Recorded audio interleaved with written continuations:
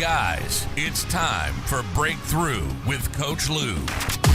Coming to you live from Accelerate Life University, XLR8Life.com. Coach Lew will help you break through anything that's stopping you. Are you ready to get the motivation, the energy, the life, and all the success you really want and deserve? With no further ado, here's Coach Lew.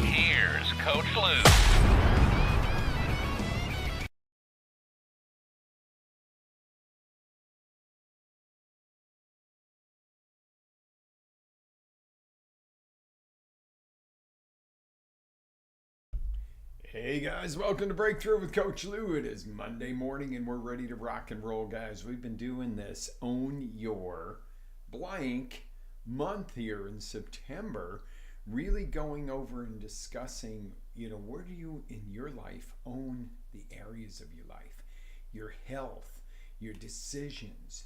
Today, we're going to talk about your finances. Okay, and you're going, Coach, I didn't know you were a financial planner. Nope, that's not what I'm coming to you today to talk about. It is in a sense. I've got some basics to teach you to get you rolling, and then you go seek your level of knowledge and your level of what you need to do. So I am making sure everything's on board here, and we look like we are ready to go. I look like I lost one of our channels this morning, but I also look like we are on two other of our channels twice. So if you're on my personal page and you see me twice, there's a reason for that. So the question is, who owns your finances? That's my question of the day for you. You think you do, right? Do you really? Do you really own your finances? Do you know what your debt to ratio is to income? DTI, your debt to income ratio. Do you know what that is? And you're like, oh no, I got 10 grand saved in the bank. I'm doing good. But you got 30,000 in credit card debt, my friend. You are negative 20 net worth right there. And that's a very basic example. But those are the things that make people go, oh, and you see the look on their face. Like the blood flows out of their body and they turn white. Funny thing is, we were talking yesterday. I was talking to somebody and we got to talking about living up north. And the joke was everybody gets really fat and really white in the wintertime. And I thought, yeah, that was just hysterical. That was just a funny joke. But it was so true because kind of you let your guard down in the winter. It was like, well, you can't really do much outdoors. Nobody cares what your body looks like under 8 layers of clothing. And what a cool example, though, is to, you might up north growing up, oh, hey, she's pretty hot, or, and then all of a sudden the coat comes off and you're like, oh, okay, she's as big as she was in the coat. No, just saying, the reality of it is sometimes we can see one thing when it comes to our finances, when in all reality it's another. And that's what I'm talking about. Your debt to income ratio is important to know. How much am I really making? And how much of that do I have out in debt, and am I spending? Okay, you can make 200 grand a year and think you're doing great, and if you're, spending 210 because you're putting something on credit cards, you're losing your ass. Okay, you might make 50,000 a year, and your debt is so low that it's 10,000 each year, and you're coming away with 40 net in. After that, and you're doing better than the person that's making 200 grand because they're spending 210. Okay, so then you have the question of how much equity do you have in your home? And you may say, hey, Coach, I rent. I'm not interested in buying right now. Don't know if I would say that's a bad thing unless you can find a really super deal. And my realtor friends out there hate this. They're like, oh, just tell them to keep buying. It's in the buy. It's in the this. It's in the it's really not a smart time to buy unless you're getting a great deal right now. Okay, I'll call it what it is, because if you pay 100 grand more than the house is worth, it's still 100 grand more than it's worth, even if you have a lower interest rate. Now, it's also the other way around. If you get something cheaper but you're paying a stupid interest rate, that's going to eat that up too. But I'm not going to go in depth into everything today, but I want to give you this this push to become a financial wizard for yourself, so that you can truly go, okay, here's the basic grid work. Now I'm going to plug into this grid my needs, my desires, my goals in a way that it works. Wow, pretty cool, huh? So how much equity do you have in your home, your stocks, your business, your inventory? You might again go, oh, I bought this really good stock and I use my credit card to do it, and it's gaining 3% every year. Woohoo! But you haven't paid off that credit card debt at 18.99 or 24.99% interest rate. So your growth is negated by the interest. Oh, same thing with, like we talked about, a high interest loan on a home. Well, I bought this place for investment, but I'm paying stupid interest on a hard money loan. But if it sells in 6 months, you're okay.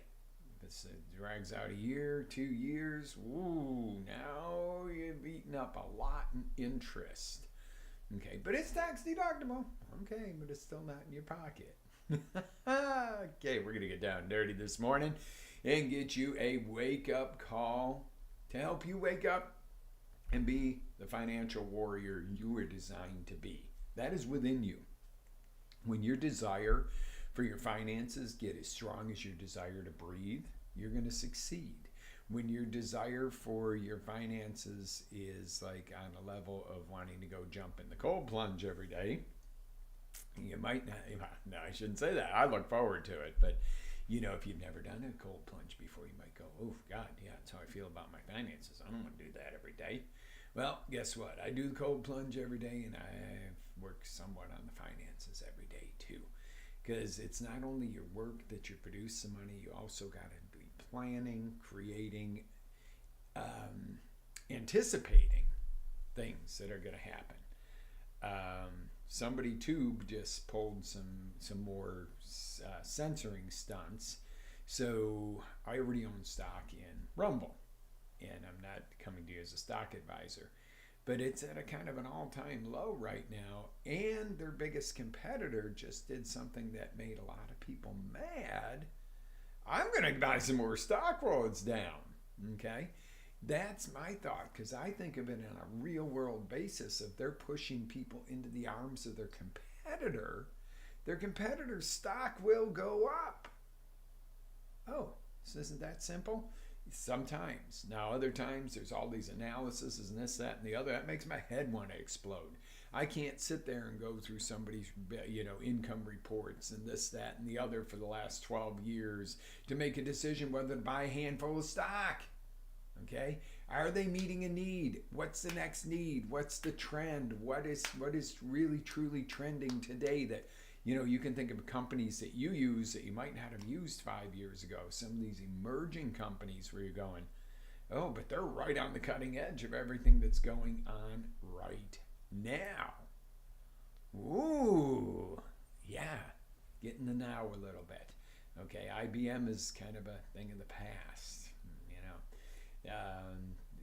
AT&T, they're going to be around a while. They're a strong company, but they're not progressing. Apple's a little more progressive, but they're high. Who's the next one? I think Musk is a pretty good bet, if you're a betting kind of person. But, again, guys, do your research. Do your thing. Get into the ideas. You might not be a stock person. I'm not coming here to talk stocks this morning. When I was younger, I always said, if I touch a stock, I go, tanks. And that's not always true. But, that's I'm conservative when it comes to that, to be honest with you. I've got to see a real shift in a market or something for a company for me to go, that would be a smart buy. And I'm not always right. And I'm that by far not talking to them, trying not to encourage you to be a day trader or anything else. Just kind of some diversification, which we're going to talk to. But the truth is that wealth is partially a psychological thing and partially a reality thing. Okay? You can get all psyched up and go, I'm going to be a millionaire. Yeah. All right, let's get the TV going with Netflix. Do a Netflix, marathon. That's not going to make you a million. It's going to help make Netflix millions. It's not going to make you a million. If you go, oh yeah, I'm gonna be a millionaire. Let me get something on let me get some educational stuff. Let me watch some of Coach's stuff. Let me watch some of Dean Graziosi stuff. He's a millionaire. Let's see what he's got going on. He writes books about being millionaires. So, you look and go, okay, you're going to spend that time getting rah-rahed up and then, kick your feet up and crack a beer and watch some sports or Netflix, and you're going to watch the millionaire people, or are you going to be one of the millionaire people? There was a really good book that came out called The Millionaire Next Door years ago. And there's these two schools of thoughts that tug at each other. You got Millionaire Next Door versus Grant Cardone. Okay, both. I enjoyed the Millionaire Next Door book. It was great. I loved listening to Grant Cardone. He's got cojones 100 miles wide. But, you got the Millionaire Next Door is going to teach you to buy sensible, to this, that, and the other, and turn your lights off when you leave the house and that. And then Grant Cardone gets on and goes, F it! I left my lights on in my condo this morning. I don't care. And you go, they're great information and they're totally contradictory. Well, let's look at that. Let's look at that one statement. Why would you waste the money when you can flip a switch going out the door, Grant? And then on the other side of that, if it takes you 30 minutes to flip all those switches off to save $1 or $2 in electricity for the day, your time, what's that worth? Mr. Millionaire Next Door book. So you go, well, which is it? Well, I say this, and like I say, I love both. So there were good nuggets in both, and in listening to Grant too. And I understand what Grant's saying is it's not going to make the difference to him, that $2 or $3 of electricity. However, on that side of it, I look and go, well, why waste the $2 or $3 if it's 1 second to go click? Now, again, if it's going to take me 30 minutes for $3, yeah, no, you don't have my time there. And then on the other side of it, the Millionaire Next Door book taught so much of finding the deal and this, that, and the other, that it was like, okay, that's using up too much time. And then there's things in the book, The Millionaire Next Door, that, like if you can buy a pair of shoes that's just as comfortable and just as well made, but you buy them at Ross instead of going to the main retailer for the same pair of shoes, and they're $69 at Ross and they were $269 at JCPenney. Well, that's a no-brainer. There's no, unless JCPenney's a 45-minute trip away, unless Ross is 45 minutes away and JCPenney's is right next to your house, and you're going to waste an hour and a half to save that money, that's a different story. But that's smart. Why would you spend more when you don't have to? Oh. However, is it worth driving across town to save 3 cents a gallon on gas? And some people are like, oh yeah, the gas prices are crazy. 3 cents a gallon. The average tank is 20 gallons. Some are 25, some are 18, whatever. But just think of that. 20 gallons of fuel at 3 cents a gallon is 60 cents. Are you really going to drive any more than 30 seconds more up the road to save that 3 cents a gallon? Are you really going to drive across town to save 3 cents a gallon? Are you going to waste your time to do that? And you're like, Coach, you're confusing me. Now, if gas is $1 less a gallon, and I'm going to fill up one of our big diesel trucks, 100-gallon tank, I might take an extra few minutes to drive a little bit further. Again, I'm not going to spend 2 hours back and forth to do that, because really, is that really valuable use of your time? Okay, so there's a fine balance in there. So let's put together the Millionaire Next Door and Grant and go mesh them together. Okay, so what I would learn from listening to the two of them and reading the book would be, when it is timely and efficient to save the extra money, don't waste the extra money. When it is not timely and efficient to worry about that, and you could make more in the time by spending a little bit more, but you could make a lot more, screw it, leave the lights on. Okay? Maybe a better example would be to get to the office and you got a big client and you realize, I left my lights on in the condo. I got to go home and waste, half hour, 45 minutes each way, and I'm going to miss this big client for it. Absolutely not. Screw the $2 or $3. Now, to walk out the door and go, I don't want to take 10 seconds to push the light switch down, that's wasteful. Does that make sense? I know I had to get it kind of into a stupid, crazy, because there's those times where you go, is it really worth the time? Is it really worth? And then you can micromanage yourself so damn much with that you spend all your time micromanaging the finances, and then you don't actually grow or create finances. My mother, God rest her soul, gotta make ends meet. As a kid, I thought that meant the end of the road and meat, like you cook. You gotta make ends meet. Well, I didn't know it meant ends, income, and outgo. That woman, and I love Mom to death, but I'll tell you, sometimes she let things get in her way so bad. She would literally spend hours with a little notebook budgeting, and it was like, Ma, go to work. What? Go to work. Quit budgeting.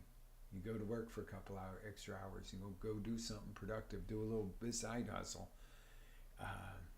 And you won't have to worry about where that extra $20 or $40 is going to come from.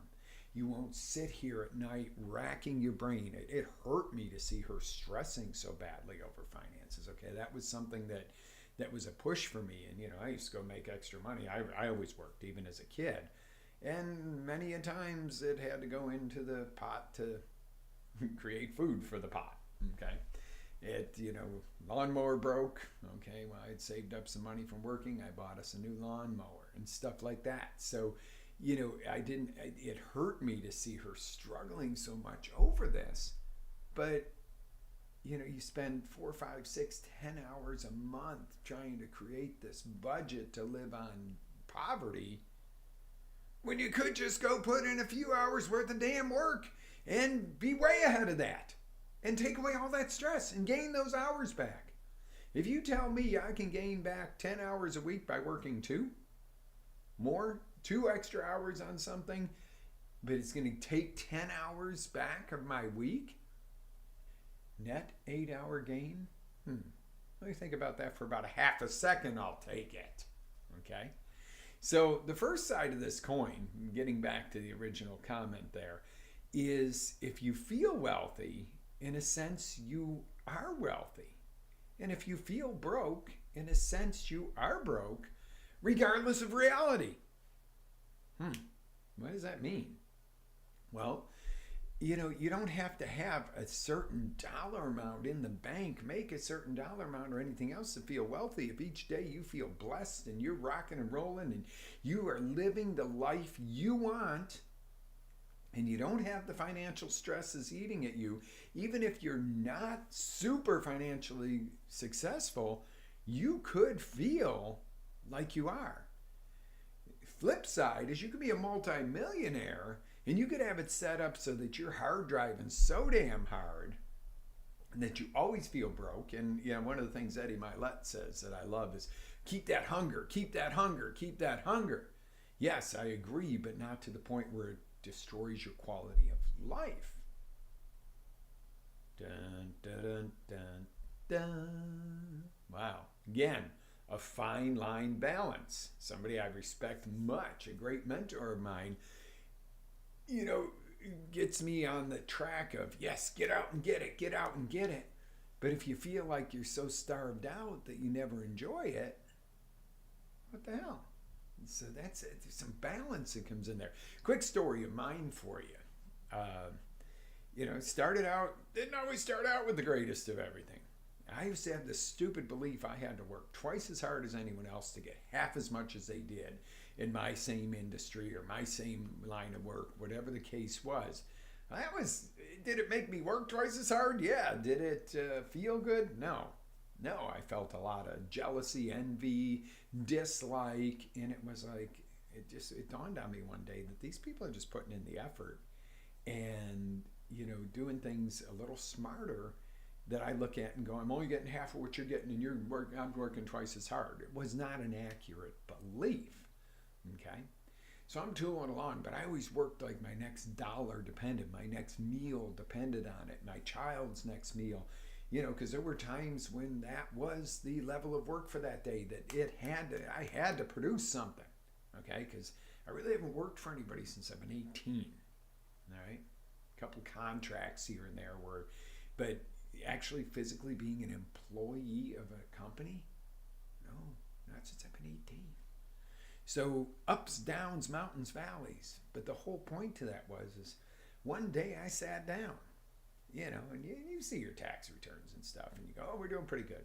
But I sat down and said, let me just take a piece of paper and write this down. And I remember this day.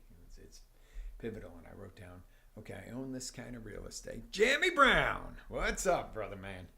I own this much real estate. This is what I owe on it. This was what it's worth. And this was in 2005, 2006, a area when it was so, increasing. And then I was like, what do I have in car inventory? What do I have in this? And I was like, wow, I'm successful. Day before that, I was still working and my next meal depended on what I did that day. And for many years before that. I'm successful. I remember this. I was like, holy crap. I mean, this is better than I thought. It's one thing to go, okay, I make this, but it's another to see what you've amassed and, what you do. So this is really great, but you can see where I'm going with this. 2006, real estate had many holdings there. Wham! Explosion just a few months later, and I'm like, well, I got to feel successful for 6 months. Okay, and that sounds silly, but I really had set it up to that point where I didn't have maybe the appreciation that I do today for what we have today. Okay, and it's not what I had then. Okay, I was like looking, going, God, I could kind of cash out and semi-retire and, da-da-da-da. And who wants to retire if you love what you do? But it was a psychological shift of working like a dog that my next meal depended on it, to feeling successful in a matter of taking out a sheet of paper.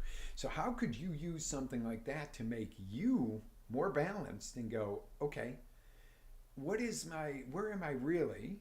Get to that, but then go, how do I really feel about this compared to 5 years ago, a year ago, 10 years ago? I bet you could find things that would support that you are successful, and maybe not at the level you want to be, but build upon your successes rather than always be going on that starvation mode, if that makes sense. So, and after the real estate crash, my joke was, there was my triple Harvard education without the diploma. Did I learn a lot? Yes. Did I appreciate more? Yes. Okay, so sometimes that even when something blows up in your face, there's a gift in there. Go for it, okay? So I could go on for days on the psychological and emotional side of wealth, but let's talk some black and white here. Let's get it to something you can create, okay? Again, those examples of net worth for you. All right, hey man, I'm doing good. I got 10 grand saved in the bank, and it might be $10 for one, it might be $100,000 for another. But if your debt exceeds that, you are delusional. Ouch. That's pretty rough, coach. No, I'm not saying it to be nasty, but you're deluded into believing that you have financial security. Okay, the person that has 10 grand in the bank and only owes about $1,000 in credit card debt is further ahead than the person that's got 100 grand in the bank and has $120,000 in debt out there. That's what I'm trying to get to you. Really, really just get to where we're at. Figure out what it is, okay? My second question for you now is, how long could you go if your current income was totally cut off today? Your job, your business income, how long could you survive taking care of your family at the level you are at today? How long? Oh, yeah, well, ooh, yeah, especially when the bills keep. See, the thing is, everybody goes, well, I could, live on, this much by what I have in my state. Oh, until, well, I still got to pay the credit cards off. I still got to, and what if there's an emergency? Okay, this isn't designed to make you feel bad about where you're at. It's designed to open up your eyes, okay? Guys, I don't do this to come out and nag at you and pick on you or anything else. What I do is to get your eyes open to make some decisions for yourself so you can do better. Because you know what drives me to do this show? To see you do better. Okay? I'm not coming on to sell you something. Once in a while, I'll tell you, buy some Life Boost coffee. I'd love you to join me in Coach Lew Inner Circle, which is maiden voyage of our first live meeting next month in October. I'm going to let you know next week you'll be able to actually get started. And that first one, I am doing complimentary. You don't even have to remember. I do need to get you signed up for it because I have limited seating. But that's, these are things you can help me by becoming part of my community. But I'm coming here to help you do better, okay? And think about that. Let me ask you a question. How well are your assets diversified, okay? See, back in 2008, Schmorch, you might know him, World Trader of Currency. We were at a Wealth Mastery event, and he comes up to me, and he was Dr. Doom and Gloom. That's what we all called him. And he goes, "So, Lou, how much foreign currency do you own?" I said, "None. I'm in real estate, man. I'm in Central Florida. I am on fire." "You are going to crash." And he was literally like the mortician, okay, dark-haired guy, just, but he was playing his part, loved to death. I wish I had listened to him. He said, "Wait till the next time I see you." Well, I'm scared about it. I haven't seen him in a long time. I'm scared to ever tell him what happened. But diversification, how well are you diversified? Do you have real estate holdings? If so, do you have some precious metal holdings? Do you have a little bit of stock, an IRA? Do you have assets for your business, extra inventory coming into a down market that we're in? Do you have more inventory? It's a great time to buy inventory because generally you can negotiate better. The more you can buy, the better off you are. Even if it's like, well, our sales are a little slow, but it is for your wholesalers too. Maybe if you say, what if I doubled my order for the next few months? They might give you half the cost. Would it be worth it if you know that you are staying in the business you're in to put some more into your inventory or the prospective inventory of what would be coming up that people could need? Have the foresight. Are your assets protected? Do you have adequate insurances? I am not a lover coochie cuckoo cuddly with insurance companies, but sometimes people do stuff like, oh, my commercial insurance has gotten expensive on my truck, so I'm going to drop my coverage, and then you have an accident and it puts you out of business rather than covering you because you saved $200 a year. You just got hit with a $2 million lawsuit and you're done. Guys, these are things, the realities that I want to make sure that when we look at this and go, I'm going to cut that out for a couple bucks a month, how about backup of your data? Oh, I don't want, iCloud or this cloud wants to charge me $299 a month for double the storage space, but I'll take my chances with your customer data, with what runs your business, runs your household. You're going to take a chance that you're going to go over that data limit for a couple dollars a month and lose something important. That could be a document that gets you a $10,000 tax write-off, but you save $299 a month by not having that upgraded cloud. Or not buying an external hard drive in addition to that for $50 to make sure that your data, which whether it's your personal, your business, is gold to you. But you're not going to spend $50 on a nice little box to keep it safe. Remember, okay? So the next question to ask yourself is, what is your goal? And what will it really take to get you there? Okay? My goal is $100,000 this month, or this year. I'm making $10,000, and I want to make $100,000, and I make $1,000 a month, and I'm just going to continue going to work every day like I usually do. It's not going to get you your goal. What would you really need to do it? Okay, we're going to debunk one myth right here. Take care of the pennies and the dollars will take care of themselves. Thank you, Mom and Dad. No thanks to Mom and Dad on that one. We'd hear that all the time. And money doesn't grow on trees. Well, I say it depends what kind of trees you grow. These days, money grows quite a bit on plants. as we've noticed since they've legalized certain products in Florida, that people literally can grow money. Okay, and it has to be grown cash because they can't use the bank. But yeah, they're being sarcastic there, but it's the truth.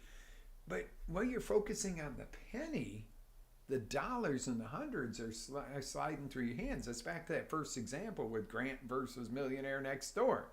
Okay, if shutting off that light is going to cost you a $100,000 deal because you had to turn around and go back and you miss a client appointment that would have made you $100,000 to save $3 on your lights, bang you upside the forehead for that one, kid.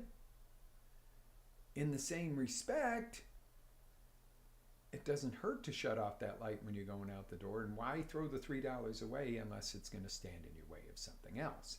Again, remember, watch that you don't get so caught up in the tiny minutia of the little stuff that you let the big deals pass you by.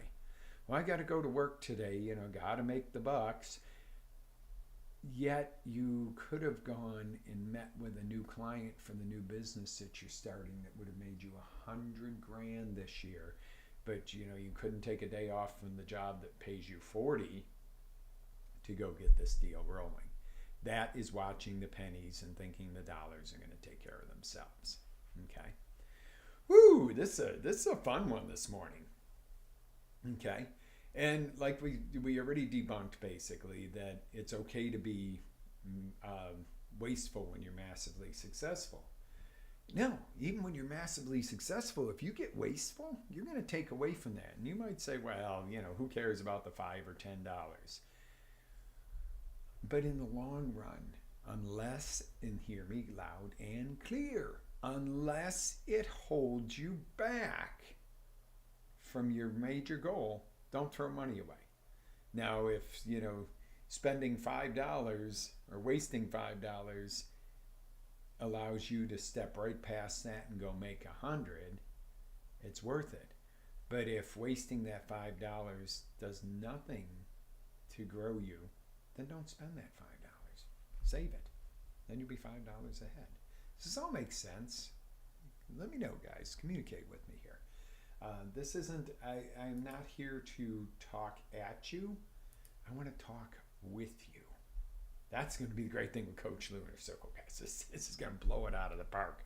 I am so damned excited about next month, and I'm going to let you know more. I've got things just about ready where you're actually going to be able to sign up for that event. It's free. Get you started.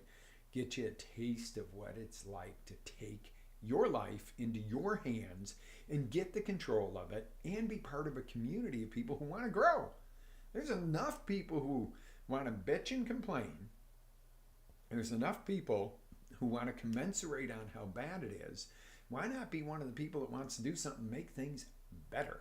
Okay. So what's the plan here, Coach? Plan is I'm already overtime, so I'm going to get down to it. Okay. Number one, step one. And you can write these down or you can go back and see the posts. It's all going to be outlined for you.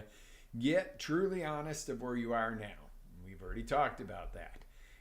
Where's your debt? Where's your income? Where's your savings? Where is it? Put it down in black and white. That is something that, I always say life is colorful.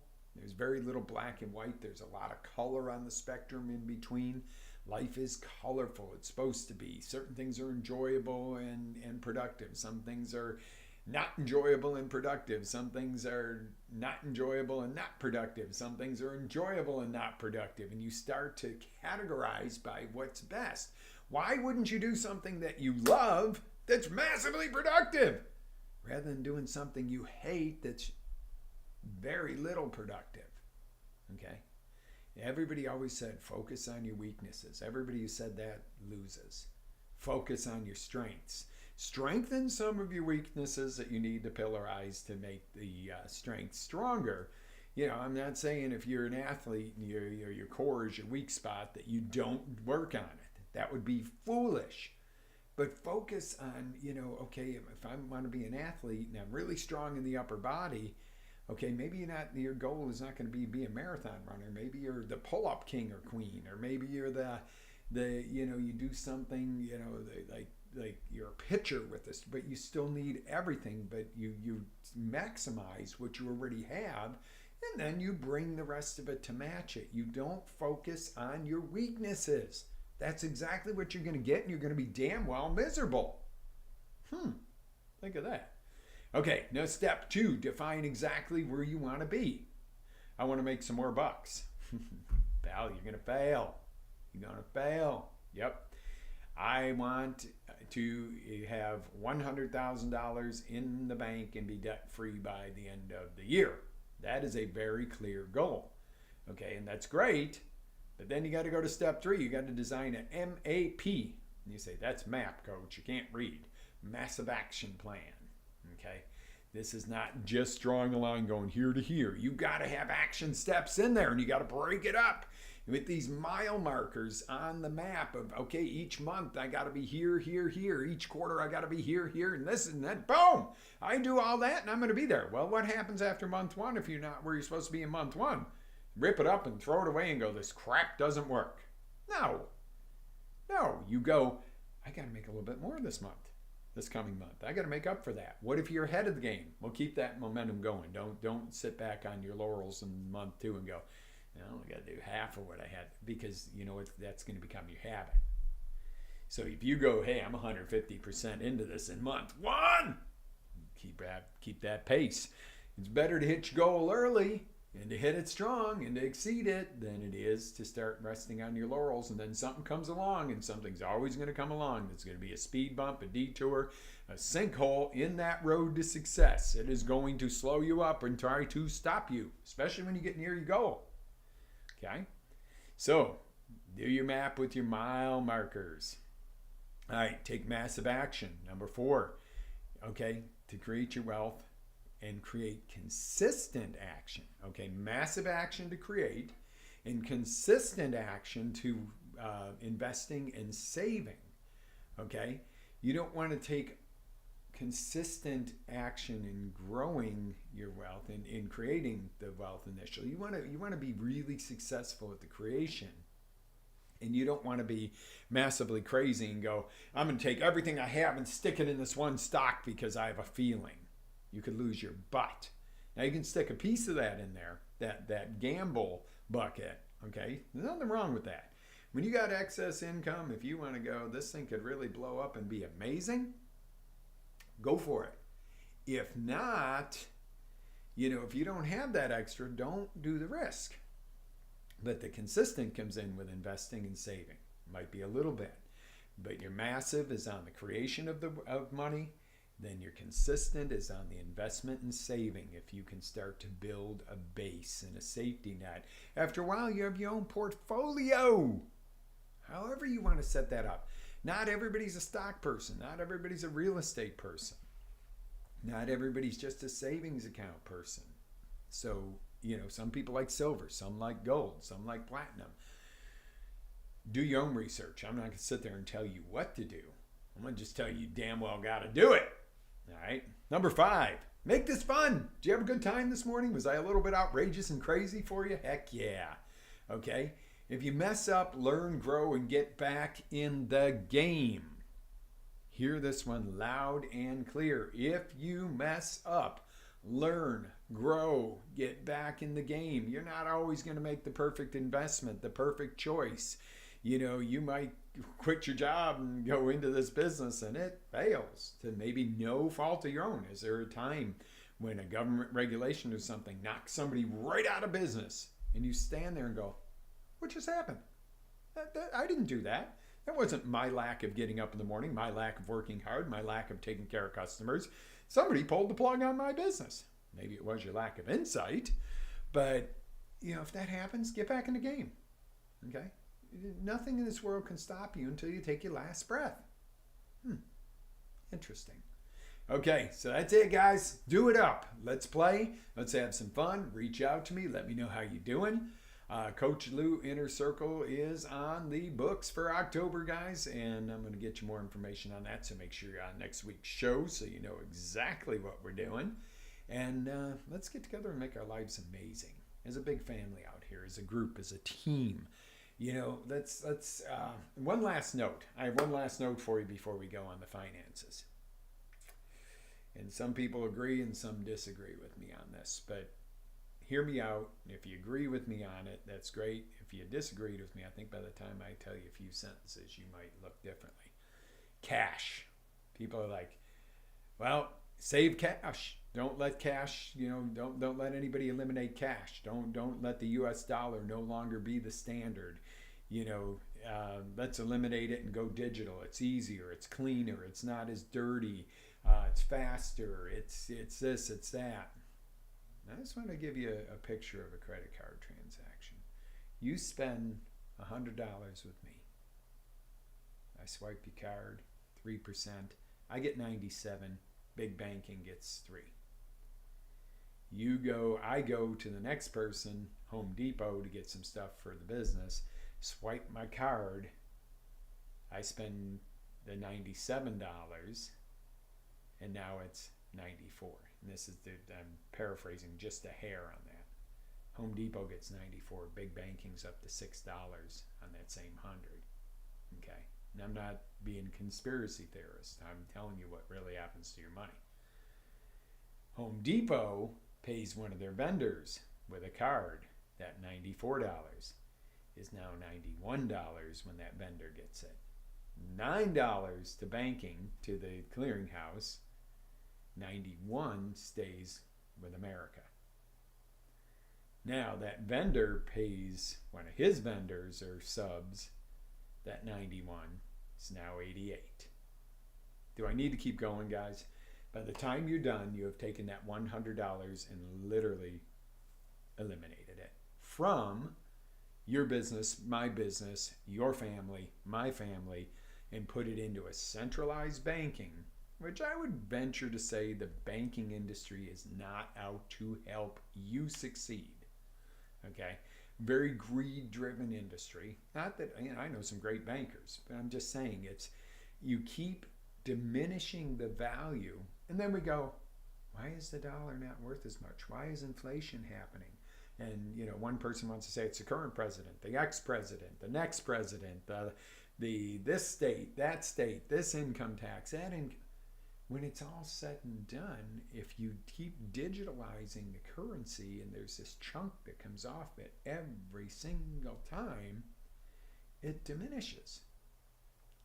Wow, I pay you with a $100 bill. Now you pay your vendor with a $100 bill. They pay their vendor with that $100 bill. Ba-boom, ba-boom. What's left? It's still $100 in our communities, in our hands. So cashless is a big no. Am I saying, oh, just sit on piles of cash and never use your credit or debit card? No, that's foolish. Okay, I'm not saying that there's no place for some digital transactions. I can't hand you a $100 bill through the camera if you're in Oregon somewhere or in Dubai. I certainly can pay you with a credit card or PayPal or something. So everything has its place.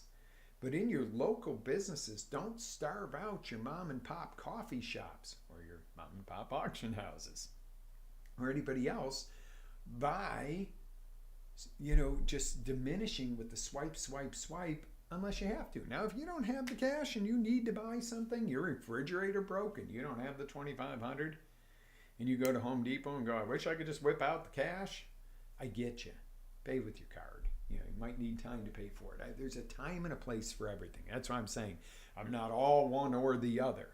But guys, protect your right to keep your cash because the digital is going to do nothing but diminish the value of our dollar continually and continually and continually. And if you're forced to only do the digital, basically that is a 3% tax on everything you do every day of your life. Okay, so again, not trying to be conspiracy theorist, anything else. Pay attention to your finances. Your finances. I'm dealing with mine, you deal with yours. You need help, come to me because I can help you with some ideas. Again, I'm not a financial planner.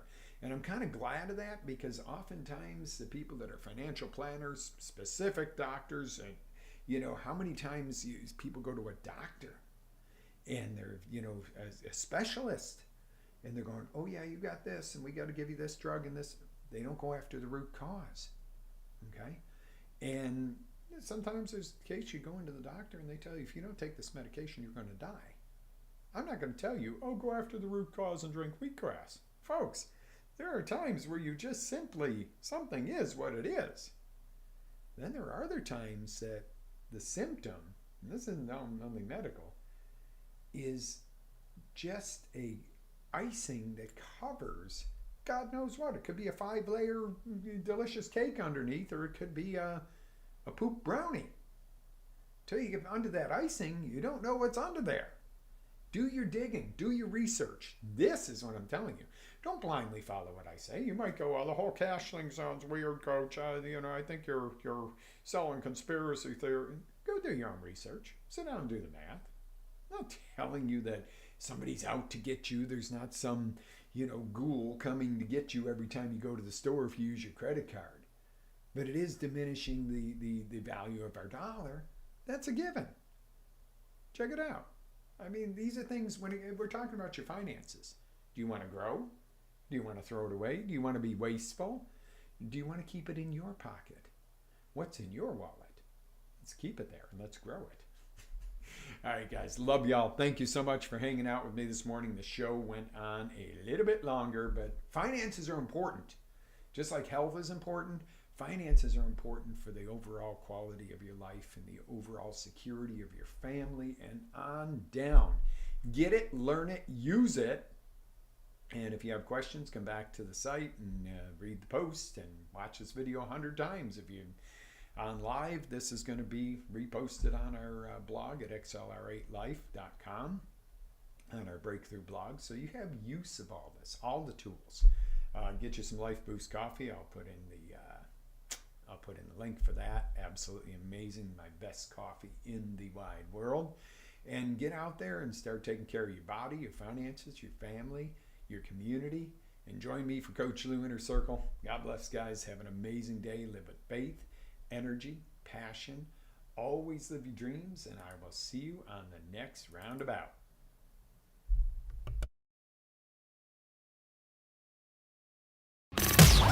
Ready to take it to the next level? Tune in to XLR8Life.com for our live shows, encore presentations, life-changing courses, and live coaching with Coach Lew himself. As Coach Lew always says, live with faith, energy, love, passion, and always live your dream.